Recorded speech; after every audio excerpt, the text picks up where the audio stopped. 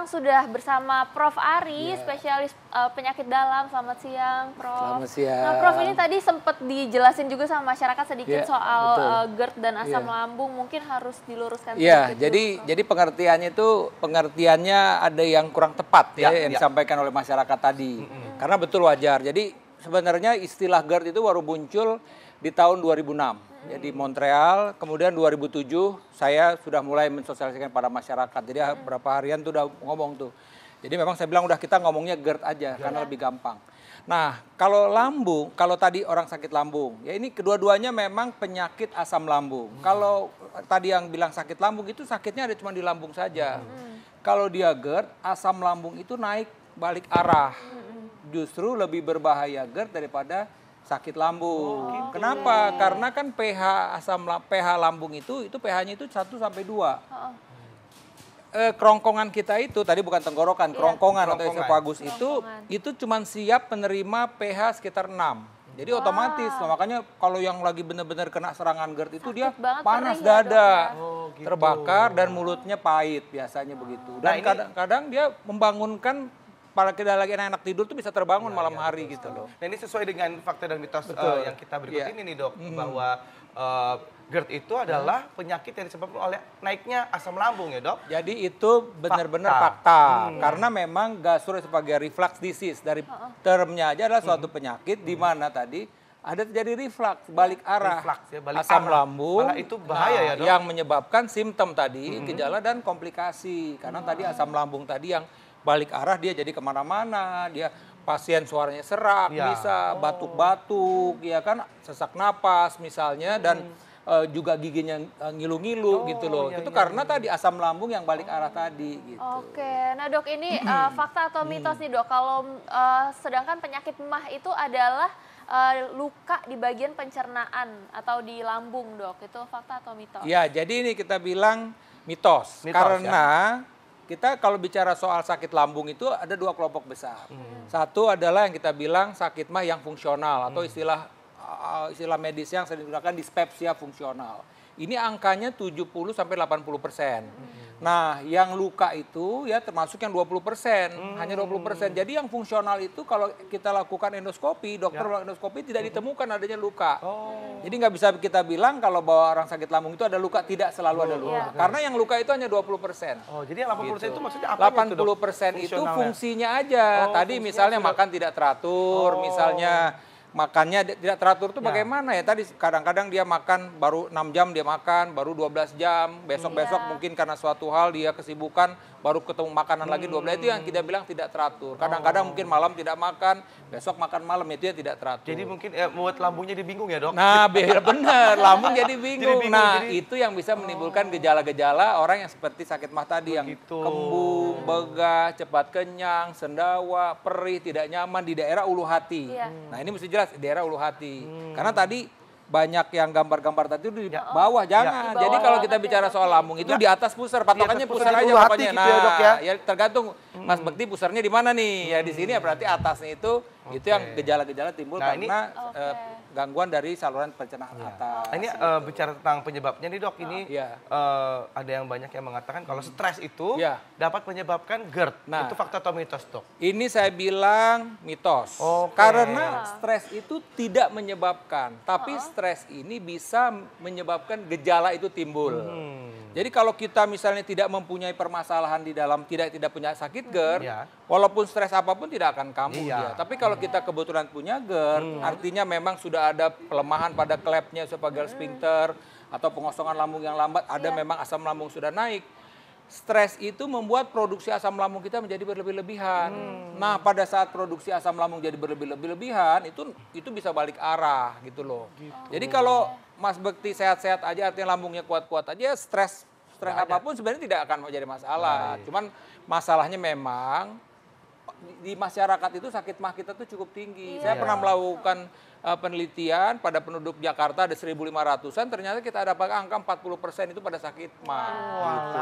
Jadi banyak. Saya nggak tahu Mas Bekti sakit MAH apa enggak? Enggak, alhamdulillah sehat. Saya makannya teratur dok. Alhamdulillah. Kelihatan kan dok? Oh iya, alhamdulillah. Oke, kita masih punya penjelasan lagi nih mengenai penyakit pencernaan. Jangan kemana-mana, sesaat lagi tetap di Ayo Hidup Sehat.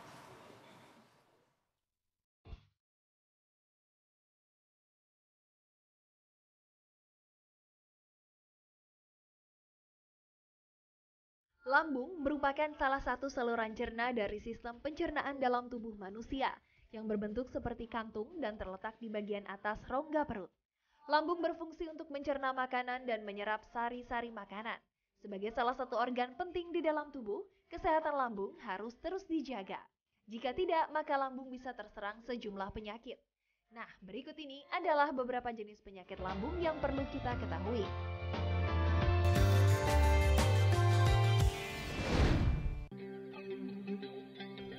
Yang pertama adalah gastritis. Gastritis atau peradangan lambung ini terjadi karena rusaknya lapisan pelindung pada dinding lambung. Dinding lambung sendiri terdiri dari susunan jaringan kelenjar yang menghasilkan enzim pencernaan dan asam lambung. Dinding lambung sebenarnya dilindungi oleh lapisan mukus agar terhindar dari kerusakan. Tapi bila enzim pencernaan dan asam lambung naik, maka lapisan mukus bisa mengalami kerusakan yang akhirnya memicu terjadinya peradangan pada lambung. Gastritis terkadang tidak menimbulkan gejala apapun, tapi sebagian orang biasanya mengalami mudah kenyang, sakit perut, mual, hingga muntah.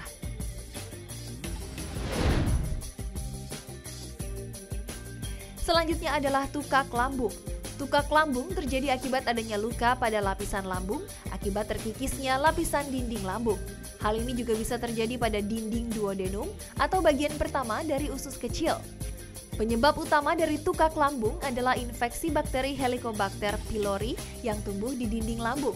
Akibatnya selaput pelindung dinding lambung menipis dan lambung menjadi rentan teriritasi oleh asam lambungnya sendiri. Selain infeksi bakteri, penggunaan obat antiinflamasi yang berkepanjangan dan kebiasaan minum minuman beralkohol juga dapat memicu terjadinya tukak lambung.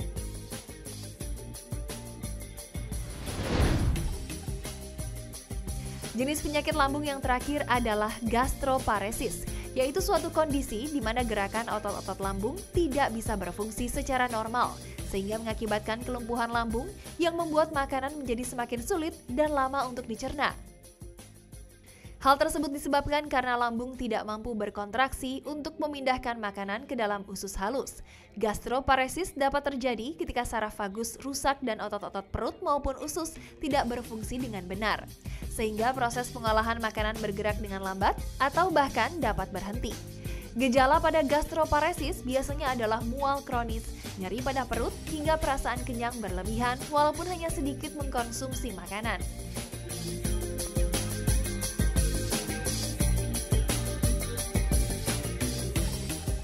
Nah pemirsa, itu dia beberapa jenis penyakit lambung yang mungkin masih asing di telinga kita. Jadi jangan sepelekan keluhan pada perut Anda, karena efeknya bisa sangat berbahaya.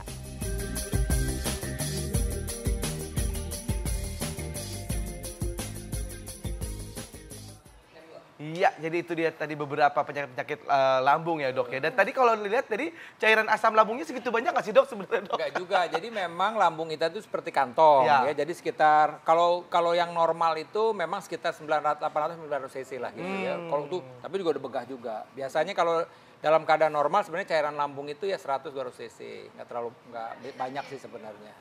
Oke, ini ada mitos atau fakta nih. Ini katanya diet tanpa pengawasan ahli dok, ini bisa menyebabkan penyakit MAH. Fakta atau mitos dok? Oke, saya bilang ini fakta. Fakta ya. Kenapa tadi? Karena diet yang beredar di masyarakat tuh macam-macam. Ya. Ada yang diet 24 jam nggak makan. Betul. Begitu kan ya. Ada yang diet, mohon maaf aja nih, nggak boleh cuma makan daging doang. Jadi cuma makan daging merah doang. Itu tetap nggak boleh. Atau sayuran aja. Betul, karena prinsipnya kalau kita bicara soal, nah tadi nih berhubungan nggak dengan lambung. Benar, kalau dia misalnya yang dikonsumsi itu dia tidak boleh, pokoknya prinsipnya dia nggak boleh makan karbohidrat, nggak boleh makan gula segala macam. Yang dimakan tuh daging-daging aja, itu nggak kuat lambung kita. Bisa ada masalah pada lambung kita. Jadi harus bervariasi ya dok? Iya, jadi saya nggak mau sebut diet keto atau apa. Tadi saya bilang tadi, kalau misalnya memang makan daging yang berlebihan misalnya. Ada yang rasa tersinggung. Oh gitu. Nggak, cuma memastikan berarti kalau misalnya udah ada penyakit MAH, nggak boleh diet keto seperti itu ya dok ya? Itu yang saya bilang tadi, memang diet, kalau orang mau menjalani suatu program diet harus konsultasi dulu ke dokter. Ada masalah nggak dengan lambungnya, dengan yang lain. Dan juga modelnya, karena prinsipnya diet itu adalah harus seimbang. Jumlah, semua dietnya seimbang dan prinsipnya ngurangin makan, olahraga gitu. Ya itu loh. aja ya dok, Artinya betul dok. begitu. Nah ini dok, ada fakta dan mitos selanjutnya dok. Kalau misalkan kita mengkonsumsi alkohol, itu akan memperparah yang namanya GERD itu sendiri. Iya, jadi betul. Fakta. Itu adalah fakta. Baik, bahwa alkohol itu memang harus dihindari. Iya. Kalau kita mempunyai sakit mah, punya sakit GERD, ya. Nah, oleh karena itu memang di Amerika, kalau kita lihat di pengalaman saya udah jadi dokter gastro itu udah 19 tahun ini ya. Jadi itu saya lihat kalau endoskopi, kalau saya melakukan endoskopi, memang artinya kalau pasien-pasien kita, kalau saya lihat lagi merefer misalnya report dari Amerika, itu memang penyakit jantung dari kandungan kafeinnya. Karena kafein itu bisa memproduksi asam lambung. Oh gitu. Lambung. Tapi dibalik begini, kalau saya sehat boleh minum kopi nggak? Boleh dong. Saya juga minum kopi soalnya. Nah gitu. Tapi kalau kita lagi kambuh, asam lambungnya lagi naik, ya jangan ditambahin kafeinnya. Kalau soda dok? Soda juga sama, soda juga mesti dihindarin kalau kita memang sedang mempunyai masalah. Tadi lagi kembung-kembungnya minum soda kan tambah kembung. Iya, nah itu betul. Jadi itu kadang-kadang juga bisa merangsang untuk balik arah lagi tadi. Waduh. Nah tadi nih kan Mas Bekti tadi suka maksa-maksain sendawa, itu termasuk nggak boleh. Maksa-maksain muntah juga nggak boleh. Maksa-maksain, kayak anoreksia. Artinya kalau gitu, normal boleh, tapi maksud saya jangan dipaksain muntah. Karena kalau kita maksain muntah, sebenarnya kita memaksa isi lambung itu untuk balik arah. Yang saya bilang tadi pH-nya itu cuma 1-2. Sedangkan esofagus kita, kerongkongan kita itu hanya siap dengan pH sekitar 6 gitu loh. Sakit, makanya dulu jadi malah. Ya kita sekarang gini aja, pernah muntah nggak? Pernah. Gimana rasanya dada? Panas kan? Nah, itu sebenarnya ya GERD itu seperti itu, pasien-pasien GERD itu karena ada sesuatu. Nah, tapi memang bukan bentuk makanan tapi bentuk asam lambung tadi. Iya. Nah, itu Oke, dok, ini ada lagi nih yang beredar di masyarakat. Katanya penyakit MAH ini tidak bisa disembuhkan, dok. Itu nah, ini fakta adalah atau mitos. Mitos. Saya mesti bilang bahwa pasien GERD, pasien sakit MAH itu bisa diobatin dan sembuh tuntas. Saya ambil contoh bahwa sakit MAH kan macam-macam. Sekarang kita main sakit MAH nih yang kita bilang lambung saja ini misalnya bisa disebabkan oleh penggunaan obat-obat rematik, obat-obat sakit kepala, obat pegelindung. Ya mohon maaf kadang-kadang jamu, tapi mungkin jamu dicampur zat kimia. Atau tadi nih juga kuman Helicobacter pylori. Jadi di masyarakat Indonesia ini kita melakukan penelitian 20 center dari mulai Aceh sampai dengan Papua. Rata-rata itu saya dapatkan dari 5 orang yang sakit MAH itu ya 1 ada kuman Helicobacter pylorinya. Nah kalau kuman ini kita obatin tuntas, ya dikasih antibiotik 2 macam, biasanya dengan obat penekan asam lambung selama 2 minggu sembuh sakit MAH-nya. Itu ada perbedaan dari gejalanya gak dok? Kalau misalnya yang ada Helicobacter. Itu kita nggak bisa bedain. Tapi pokoknya prinsip sakit MAH harus di endoskopi dan di biopsi. Nah kali lagi GERD bisa sembuh nggak? Nah kalau seseorang itu mengalami GERD, tadi memang udah jelas dengan panas dada seperti terbakar, mulutnya pahit, dia harus mengkonsumsi obat penekan asam lambung macam-macam tadi yang disebut lansoprazol, omeprazol, rabeprazol, esomeprazol, pokoknya yang ada zol-zolnya itu ya itu harus dikonsumsi 2 kali 1 tablet selama 6-8 minggu. Memang pasien-pasien itu biasanya diobatin 2 minggu enak. Akhirnya sudah enak nggak berobat lagi.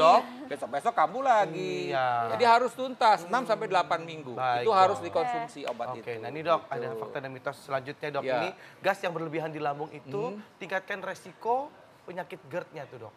Iya, kalau saya bilang ini tidak. Ya ini adalah mitos. Jadi gas yang berlebih-lebihan, sekali lagi saya bilang tadi, kalau memang tidak ada masalah dengan klepnya itu secara normal bisa tutup dengan normal, sebenarnya tidak ada masalah. Jadi mungkin gas itu hanya sampai di lambung saja, pasien begah, kembung, cepat kenyang, gitu loh. Jadi nggak akan menyebabkan dia menyebabkan penyakit timbul GERD tadi. Tapi tadi kalau memang sudah ada pelemahan pada klep tadi, misalnya tadi berhubungan dengan konsumsi daging-daging merah tadi, daging-daging yang diawetkan seperti sosis yang berlebih-lebihan saya bilang. Karena saya tetap artinya kita boleh mengkonsumsi tapi jangan berlebih-lebihan. Kalau ketika berlebih-lebihan itu akan menyebabkan kelemahan pada klep tersebut dan pada kelemahan klep tersebutlah yang dia bisa balik arah tadi. Jadi kalaupun kembungnya tadi dia bisa memang keluar begitu. Tapi kalau klepnya bagus nggak ada masalah, cuman ya rasanya kembung aja. Gitu. Baik dok. Waduh, ini seru banget ya kita ngomongin seputar GERD dan juga lambung ini ya dok. Karena Terakhir memang nih, banyak Dok. penyakitnya di masyarakat. Ya. Terakhir nih dok, ini makanan apa nih masyarakat pengen tahu dok yang harus dihindari kalau misalnya sudah terkena penyakit GERD dan MAH dan yang mana yang sebaiknya dikonsumsi dok? Ya, jadi kalau kita lihat ya pengalaman juga riset yang kita lakukan itu adalah makanan-makanan yang mengandung coklat,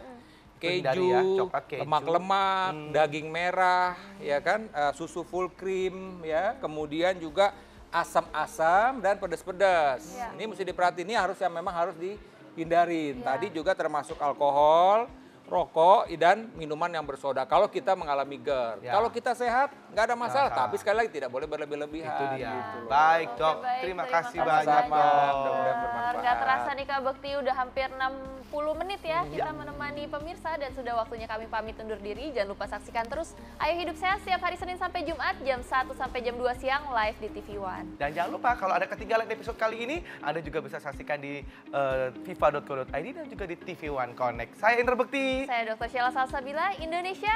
Ayo Hidup Sehat.